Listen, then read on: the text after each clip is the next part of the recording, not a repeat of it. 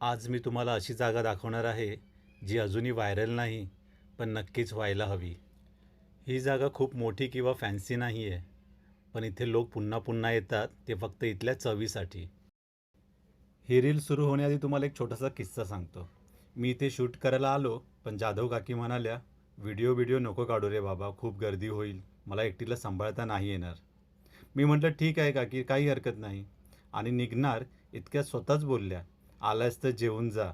मग मीही त्यांना हसत म्हणालो, "जेवणारच असेल तर व्हिडिओही बनवे ना काकी." आणि त्याही हसल्या. मग सुरू झाला या रीलचा प्रवास.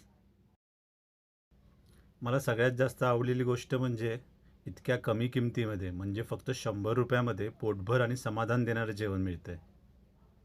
आणि हा आहे त्यांचा मसालेदार चिकन रस्सा. या वड्यांचा रंग तर बघा, सोनसळी, कुरकुरीतपणा आणि गरमागरम वाफ. पाहताच भूक लागली आहे. फक्त 100 रुपयात अशी भरगच्च प्लेट तयार होते. 5 वडे, चिकन रस्सा, कांदा लिंबू आणि पोटासोबत मनही तृप्त होईल अशी चव. चिकन मस्त शिजलेलं, ज्युसी आणि मसाले आतपर्यंत मुरलेले. इथे चिकन वडे तुम्हाला फक्त वाराच्याच दिवशी भेटतील. बुधवार, शुक्रवार आणि रविवार.